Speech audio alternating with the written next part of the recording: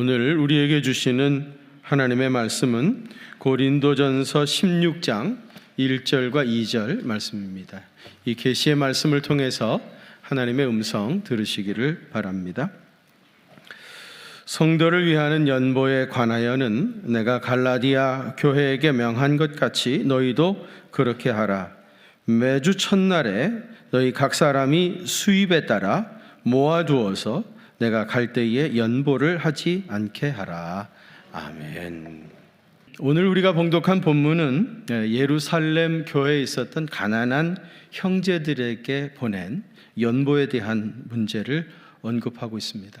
사도행전 4장 32절에 보면 예루살렘 교회에 대해서 말하기를 믿는 무리가 한 마음과 한 뜻이 되어 모든 물건을 서로 통용하고 자기 재물을 조금이라도 자기 것이라 하는 이가 하나도 없더라. 예루살렘 교회는 전부 다 유무상통하는 교회라고 그랬죠.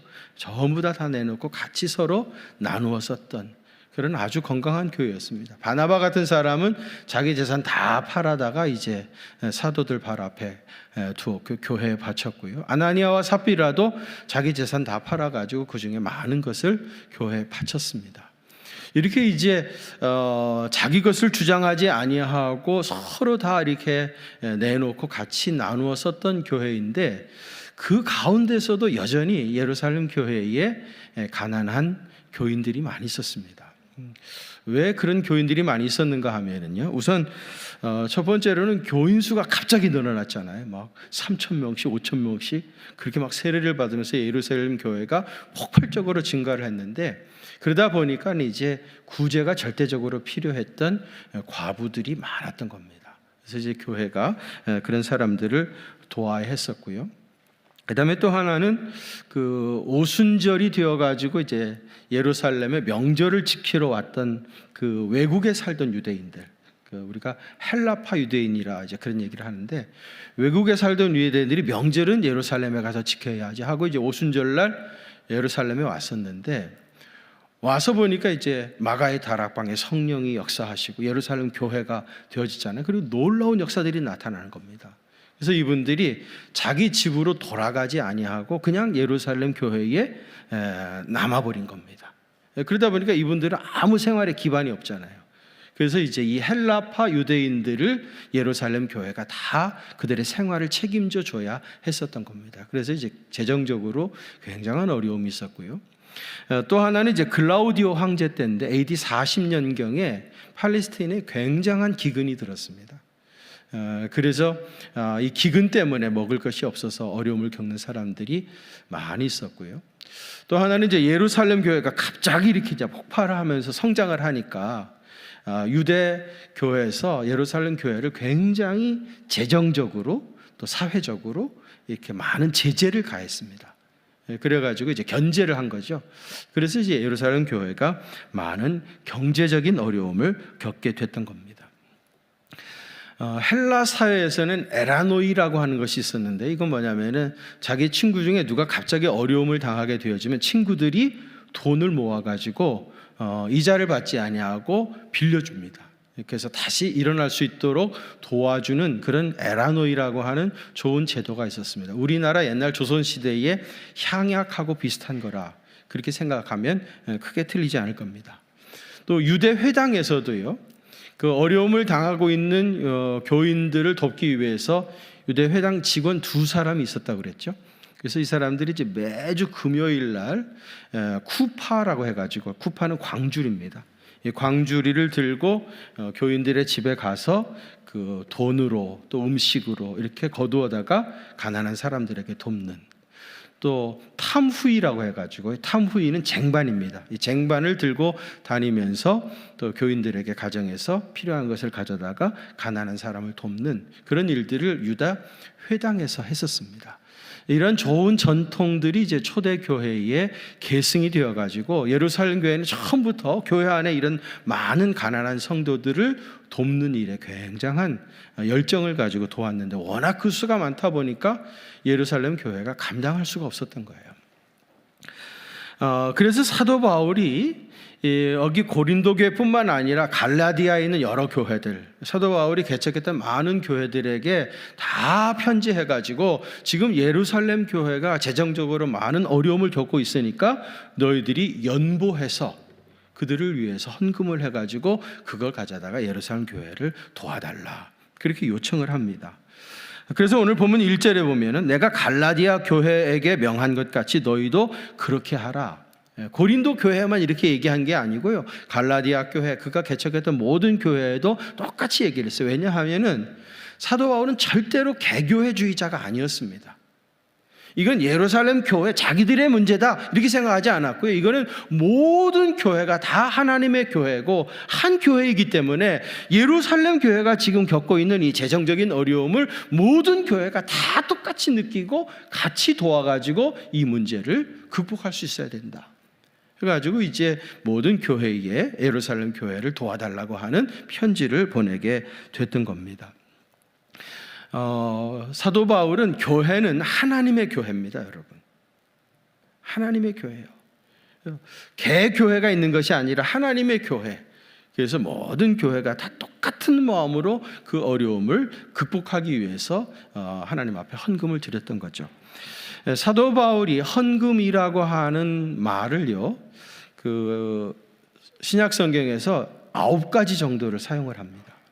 그러니까 우리는 헌금, 혹은 봉헌, 혹은 연보 이런 말들로 이제 번역을 하지만은 실제로는 한 9가지 정도의 단어가 있는데 오늘 우리 본문에서 사용한 단어는 레기온이라고 하는 단어입니다. 레기온. 이 레기온은 뭐냐면 갑자기 어떤 재난을 당한 사람에게 돈을 모아서 특별 구제 헌금 같은 그런 개념입니다. 그러니까 지금 우리가 주일마다 드리고 있는 우리 헌금하고는 근본적으로 개념이 조금 다르죠. 이 레기온은 갑자기 어려움을 당한 사람을 돕기 위한 구제 헌금, 그것을 레기온이라고 하는데 우리도 그동안 이런 일들을 많이 했었죠. 어려움을 당하고 있는 교인들, 또 이 지역사회의 어려운 이웃들을 돕기 위해서 레기온, 특별 구제 헌금도 했고요. 또 앞으로도 우리가 지금 이번에도 이제 우크라이나 사태 때문에 얼마나 참 많은 어려움을 겪고 있습니까? 또 강원도 산불이 나가지고 이재민들이 얼마나 그 어려움을 겪고 있습니까? 이런 일들을 위해서 우리가 레기온, 특별 구제 헌금도 해야 할 것이라고 생각합니다. 오늘은 온전한 헌금 생활에 대해서 말씀을 드리려고 합니다. 여러분 2절 한번 같이 봉독하실까요? 2절 시작. 매주 첫날에 내가 갈 때에 연보를 하지 않게 하라. 아멘. 아주 짧은 구절인데요, 이 짧은 구절 안에 헌금 생활의 아주 핵심적인 4가지 요소가 그대로 다 담겨져 있습니다. 그 첫 번째는 뭐냐면 매주 첫날에 이것의 의미는 첫 번째 열매를 하나님께 드리라 하는 의미가 담겨져 있습니다. 여러분 가인과 아벨의 제사 이야기 너무 잘 아시죠? 아벨은 곡식의 첫 열매를 하나님께 드렸고요, 가벨은 그것이 첫 새끼라고 하는 표현이 없습니다. 하나님께서 아벨의 제사를 받으신 것은 그것이 첫 열매였기 때문입니다. 근데 여기서 말하는 첫 열매라고 하는 것은 제일 좋은 것이다, 그런 뜻이 아닙니다. 여기 첫 열매라고 하는 것은 전체를 대표하는 거예요. 전체를 대표하는 거. 그래서 제가 첫 열매로 드리는 제사에 대한 말씀을 드렸는데요, 곡식을 심어가지고 이제 추수 때가 되어지면은 곡식단 한 단을 먼저 거두어서, 이게 첫 열매죠. 이걸 가지고 이제 하나님의 전에 나가가지고 첫 열매로 드리는 제사를 드리는 거예요.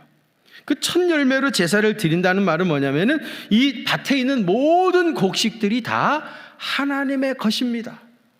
하나님께서 나에게 은혜로 주신 것입니다. 그것을 고백하면서 첫 곡식단을 가지고 하나님 앞에 제사를 드리게 되어져요. 이렇게 하나님께 먼저 바쳐야 그 다음에 이제 본격적으로 수확도 하고 또 그거를 이제 매매도 할 수 있게 되는 거예요. 이게 하나님의 것입니다. 그걸 먼저 고백을 해야 그 다음에 이 모든 일들을 할 수 있게 되어지는 겁니다. 사실이 그렇죠, 여러분. 곡식을 자라나게 하신 이가 누구세요? 하나님이시죠. 그러니까 하나님의 것입니다. 이것은 하나님의 은혜로 나에게 주신 선물입니다. 고백하고 첫 열매로 하나님 앞에 예물을 드리는 겁니다.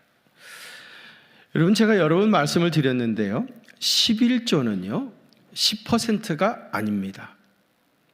11조는 10%가 아니에요.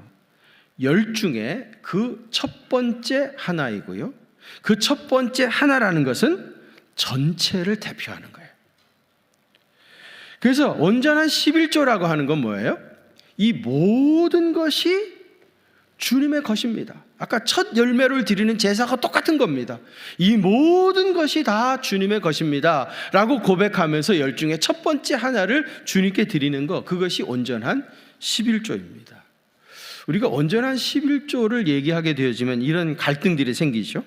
예를 들면 어쩌다가 부수입이 생긴 겁니다. 그야말로 부수입입니다. 이 부수입도 11조 해야 됩니까, 여러분? 갈등이 생기죠. 또 보너스를 받았어요. 회사에서 보너스를 주는 겁니다. 이 보너스도 11조 해야 됩니까, 여러분? 생활비의 10%입니까? 아니면 본봉의 10%입니까? 아니면 내가 장사하고 남은 이득의 10%입니까? 이런 문제를 가지고 사실 갈등을 많이 하는데, 고민을 많이 하는데, 사실은 여러분 이런 갈등을 아예 할 필요가 없는 고민입니다. 11조는 그런 게 아니에요. 온전한 11조는 뭐라고요? 모든 것이 하나님이 내게 주신 주님의 것입니다 라고 고백하는 것이 11조이고요. 그렇기 때문에 내 모든 것이 다 하나님의 것이라고 고백하고 드렸기 때문에 남아있는 것도 다 주님의 뜻대로, 주님이 원하시는 대로 온전히 사용하는 것, 그것이 11조인 겁니다. 10%는 주님의 거니까 주님께 바쳤고, 나머지 90%는 내 거니까 내 마음대로 쓴다. 그리고 사치하고 향락에 빠져든다면 이건 전혀 11조 생활이 아닙니다. 11조의 근본 정신은 뭐라고요? 그것이 첫 열매를 드리는 것, 이 모든 것을 대표하는 것, 하나님께로부터 온 하나님의 것입니다. 그렇게 고백을 하고 하나님의 뜻대로 사용하는 것, 그것이 11조입니다. 헌금은 매주 첫날에 드리라고 했어요. 모든 것이 하나님 것임을 고백하고 제일 먼저 우선적으로 하나님께 드려야 됩니다.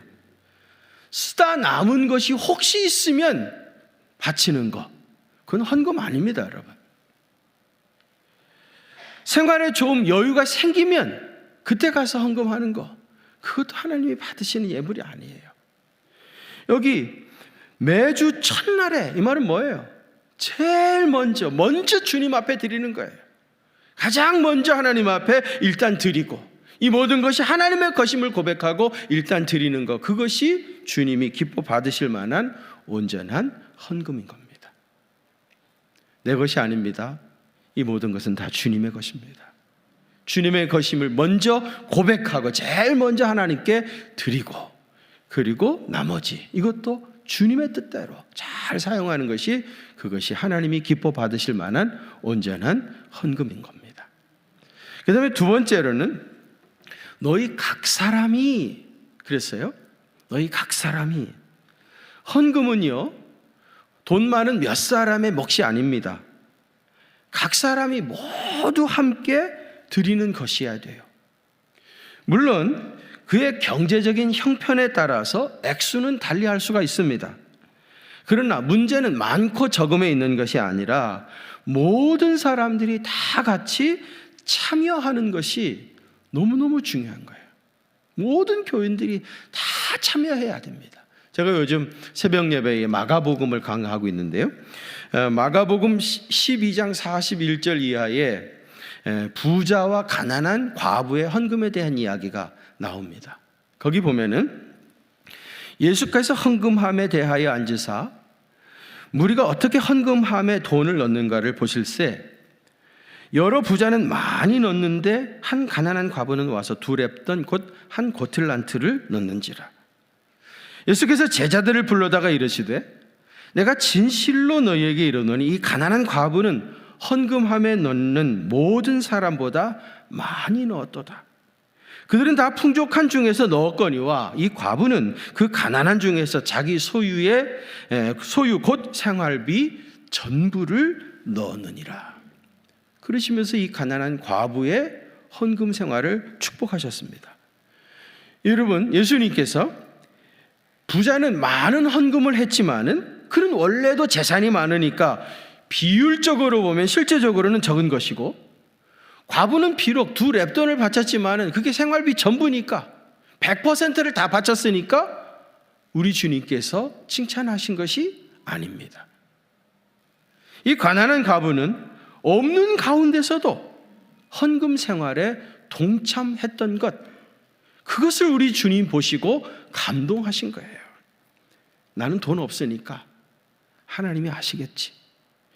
그리고 헌금에서 빠진 것이 아니라 그 가난한 가운데서 적은 것이었지만은 참여한 것을 우리 주님 보시고 기뻐하신 겁니다. 헌금은 돈 많은 사람들의 몫이 절대로 아닙니다. 가난하지만 우리도 이 헌금에 참여해야 합니다. 액수가 적다고 부끄러워하실 필요는 조금도 없습니다. 하나님은 액수를 보시지 않습니다. 사람들은요, 헌금의 액수를 봅니다.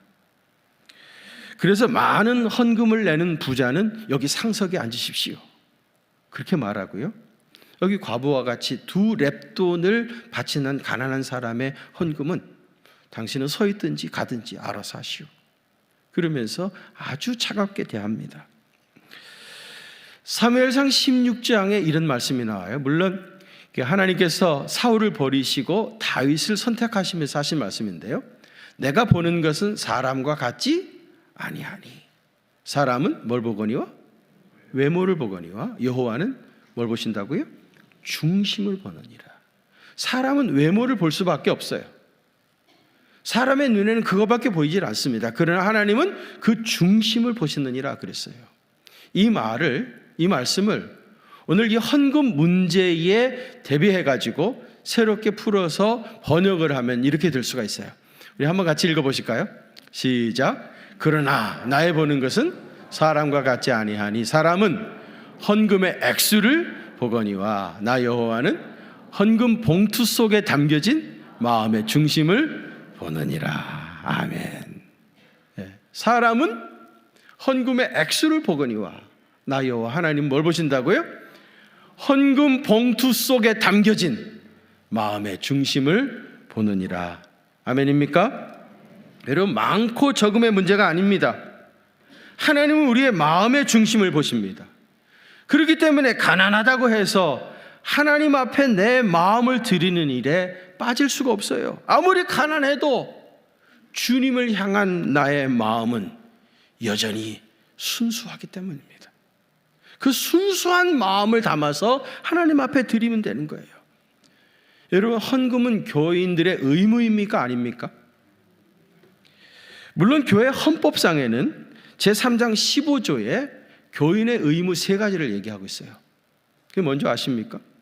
첫째는 뭐죠? 공동 예배에 참여하는 것.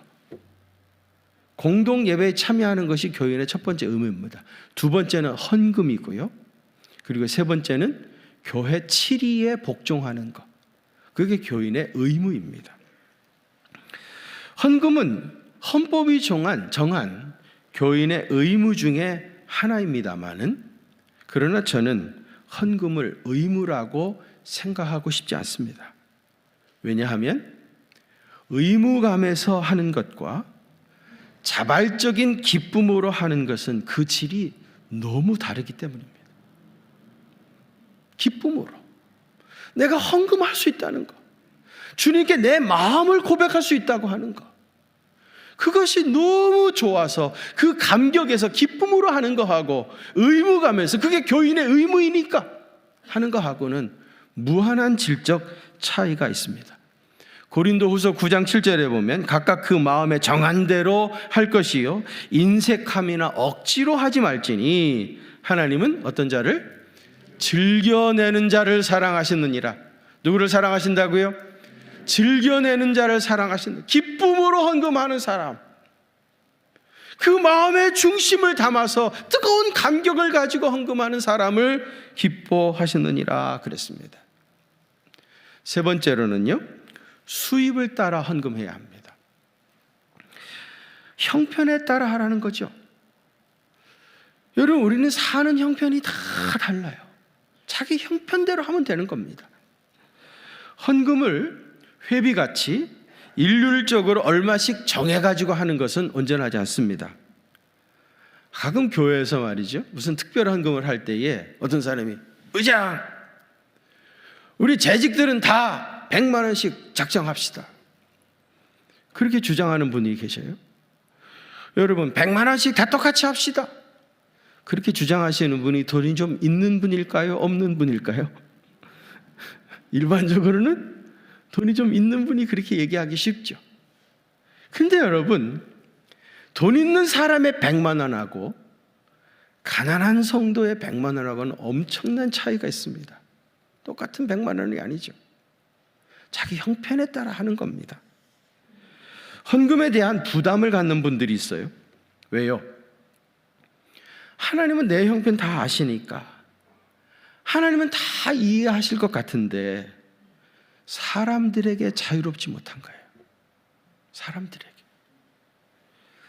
여러분, 아무도 여러분들이 드리는 헌금에 대하여 판단하지 않습니다. 만일 판단하는 사람이 있다면 그 사람의 신앙이 잘못된 것이지 여러분이 잘못한 건 없어요. 내가 잘못한 건 없어요. 내가 드리는 헌금을 판단하고 있는 그 사람에게 문제가 있는 것입니다. 헌금은 하나님께 드리는 것이지 사람에게 기부하는 것이 아닙니다. 이런 의미에서 소신 있는 헌금 생활을 하시길 바랍니다. 두 렙돈이라도 당당하게 하나님께 드리십시오. 주께서 기뻐 받으실 것입니다. 그러나 하나님께 드리는 것을 내 스스로 생각해도 내가 너무 치사하게 했다, 그런 생각이 들 정도로 하지 마십시오. 누가 아무도 말하지 않지만은 내 스스로 생각해도 이건 너무 치사했어, 그런 생각이 들 정도로 하지 마세요. 좀 넉넉히 하십시오. 이 정도면 내가 할 수 있는 나의 최선이었다, 그렇게 고백할 수 있을 정도로 하십시오. 하나님이 갚아주시면 감사할 일이고요, 갚아주지 않으시면 그거 없이도 살아가라, 그런 뜻이라고 생각하시고 하나님 앞에 치사한 생각이 들 정도로 스스로 그렇게 하지 마십시오. 넉넉히 하시기 바랍니다. 그 다음에 네 번째로는 모아두어서 드리라는 거예요. 헌금은 준비된 것으로 드려야 됩니다. 순간적인 기분에 따라서 헌금을 하기도 하고 하지 않기도 하고 그러는 것이 아니라 마음으로 오랫동안 기도하고 정성스럽게 준비한 헌금을 하나님께 드려야 됩니다. 여러분, 고린도 후서 9장 2절 한번 같이 봉독하실까요? 시작. 이는 내가 너희 원함을 알미라. 아가야에서는 1년 전부터 준비하였다는 것을 자랑하였는데 과연 너희 열심히 퍽 많은 사람들을 분발하게 하였느니라. 아멘. 마게도냐 사람들한테 뭐라고 사도 바울이 자랑했냐면요, 아가야에서는, 이 아가야는 고린도 이남입니다. 고린도 교회는 1년 전부터 이 헌금을 준비했다, 그걸 자랑했다는 거예요. 여러분, 헌금은 여기 고린도 교인들처럼 오래전부터 기도하고 그 마음을 담아가지고 준비해야지 그냥 즉흥적으로 기분 내키는 대로 그렇게 하면 안 됩니다. 이렇게 준비된 예물, 이것이 참 연보고 하나님이 기뻐 받으시는 헌금입니다. 여러분, 헌금은 하나님께 드리는 예물입니다. 헌금의 주인은 하나님이시지 내가 아닙니다. 왜냐하면 이 모든 것이 이미 내 것이 아니기 때문입니다. 내 것도 아닌데 내 마음대로 자기 기분대로 이랬다 저랬다 해서는 안 됩니다. 지극한 정성으로 잘 준비된 예물을 주님 앞에 바쳐야 됩니다. 이렇게 온전한 헌금 생활을 하게 되어지면 우리 주님이 주시는 놀라운 복이 임합니다. 그 첫 번째는요, 교회 중심의 삶을 살게 되어져요. 어떻게 된다고요? 교회 중심의 삶을 살게 되어져요. 물질이 있는 것에 마음이 간다는 거예요. 헌금 생활을 하게 되면 자연히 교회에 대한 관심이 생깁니다. 교회에 대한 관심이 생기면서 교회 중심의 삶을 살게 되어지고요, 성전 중심의 삶을 살게 되어지면 자연히 교회와 함께 영혼이 잘 되고 범사가 잘 되어지는 그런 놀라운 복을 받게 되어집니다. 여러분, 교회 중심의 삶을 살아야 생활에 일관성이 생기고요, 삶이 거룩해지고요, 그래서 진정한 평안과 참된 복을 받게 되어져요. 온전한 헌금 생활을 통해서 교회 중심의 삶을 살게 되어지고, 그리고 영혼이 잘 되어서 범사도 잘 되는 놀라운 축복이 자연스럽게 임하는 겁니다. 그 다음에 두 번째로 이 헌금은요, 하나님의 밭에 씨앗을 심는 거예요. 뭐라고요? 하나님의 밭에 씨앗을 심는 거예요. 고린도후서 9장 10절에 보면 심는 자에게 씨와 먹을 양식을 주시는 이가 너희 심을 것을 주사 풍성하게 하시고 너의 의의 열매를 더하게 하시리라 그랬어요. 여러분, 여기 씨앗은 뭐예요? 다음 농사를 위해 남겨둔 종자 씨앗입니다. 이 종자 씨앗을 하나님의 밭에 뿌리는 거예요. 여러분, 아무리 먹을 것이 없어도 이 종자 씨앗을 먹어버리면 안 돼요. 그럼 그 다음에 봄이 되어도 씨를 뿌릴 수 없잖아요. 이 종자 씨앗은 끝까지 가지고 있어야 됩니다. 이 헌금이라고 하는 것은 종자 씨앗과 같이 하나님의 밭에다가 뿌리는 거예요. 그 밭이 하나님의 밭입니다, 여러분. 어디라고요? 하나님의 밭. 하나님의 밭에다가 종자 씨앗을 뿌리는 거예요. 그러면 그 하나님께서 그 밭에 싹이 나게 하시고 열매를 맺게 하시고, 그래서 풍성한 복을 주시는 거예요. 헌금은 하나님의 밭에 종자 씨앗을 뿌리는 것과 똑같습니다. 반드시 하나님께서 그 밭에 풍성한 열매로 여러분들을 축복해 주실 겁니다. 세 번째로는요, 오히려 경제적으로 풍성한 복을 받습니다. 경제 문제가 어쩌면은 우리의 가장 큰 문제라고 할 수 있습니다. 늘 찌들리는 삶을 살고 있고요, 어쩌면 평생 한 번도 윤택하게 살아보지 못한 사람이 거의 대다수입니다. 그런데 객관적으로 생각하면 우리가 엄청 부자가 된 것도 사실입니다. 그렇지 않습니까? 아무도 아멘을 안 하시네. 아멘 했다가 돈 내놓으라고 그럴까 봐 그러시는지. 객관적으로 말이죠, 우리가 엄청 부자가 된 것도 사실이에요. 뭐 태어날 때는 다 알몸으로 태어났으니까 그건 접어두고요, 결혼할 때, 그때 여러분 어떻게 시작하셨습니까? 결혼할 때 말이죠, 얼마 가지고 시작하셨습니까? 아마 거의 대부분 반지하, 그것도 월세로. 저는 옥탑방에서 시작했습니다. 저는 옥탑방 비둘기 같이 살았던 사람입니다. 아마 거의 대부분 그렇게 시작하지 않았습니까?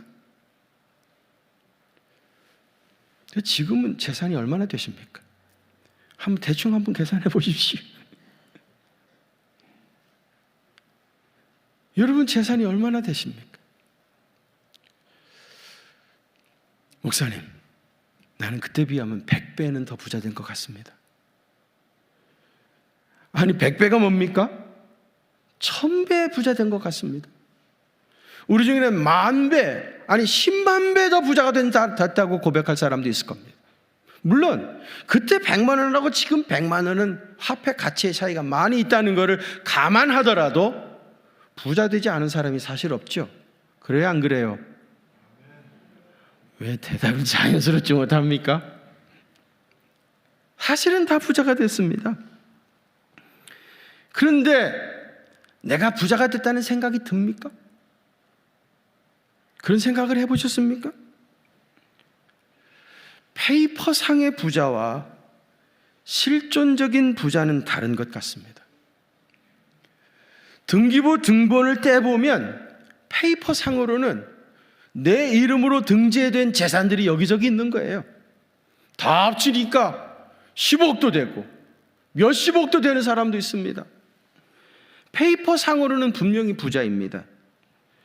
그런데 실전적으로는 나는 여전히 가난하고 찌들어 있고 늘 움츠리고 있고, 그래서 매사에 소극적이고 아무것도 제대로 하지 못하고 페이퍼상으로는 부자이지만은 실존적으로는 가난한 사람으로 살고 있을 수 있습니다.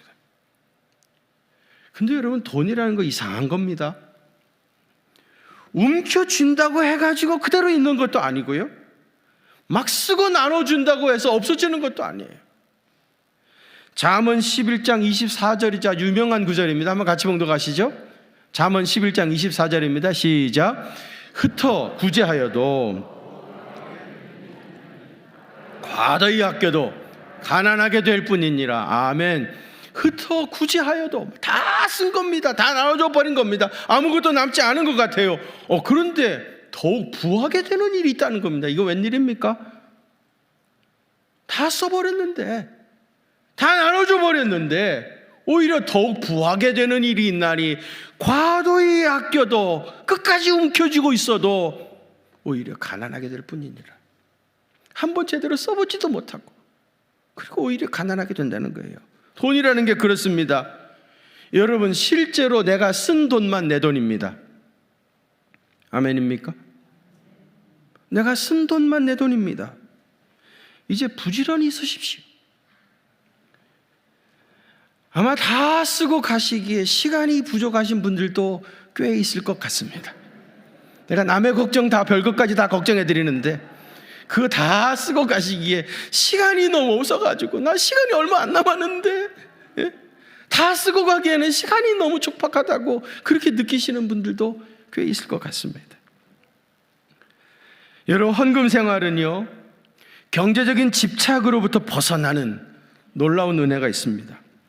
만일 세상 사람들처럼 돈 문제에 집착해서 사는 사람은요, 절대로 헌금 생활을 할 수 없어요.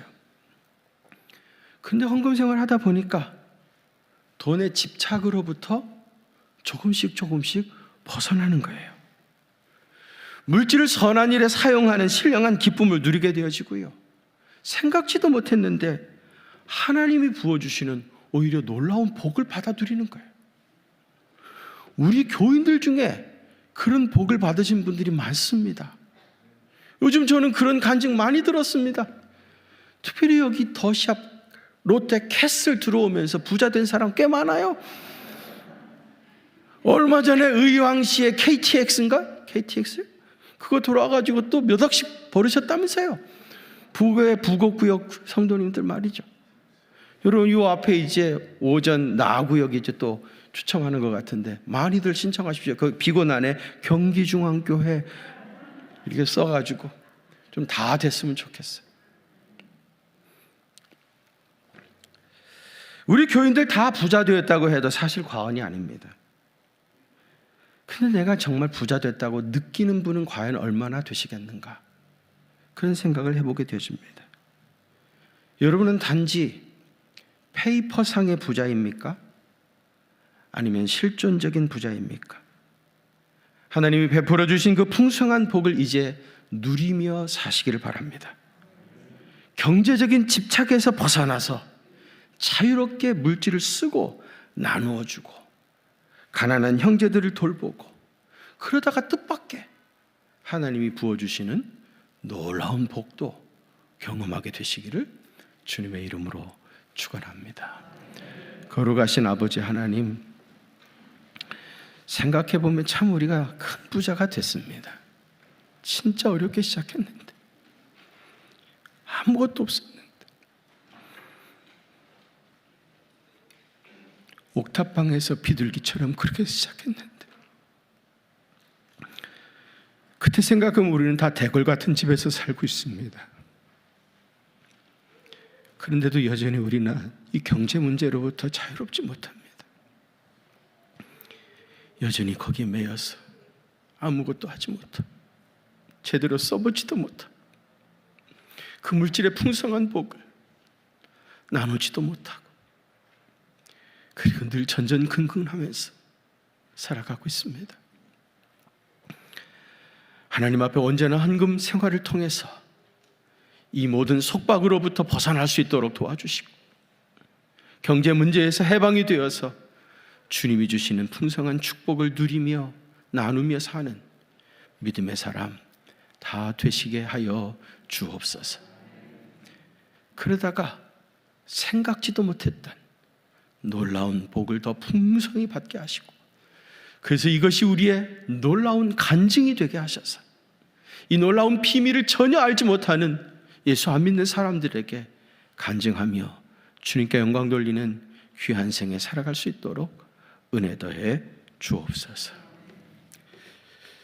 이제는 만복의 근원이 되시는 우리 주님 예수 그리스도의 그 크신 은혜와 하나님 우리 아버지의 무한하신 사랑하심과 성령님의 위로하심과 교통하심이 우리 경기중앙교회 사랑하는 성도들과 또 저들의 가정과 그 생업의 현장들을 위해 이제로부터 영원토록 함께 계시옵기를 간절히 축원하옵나이다.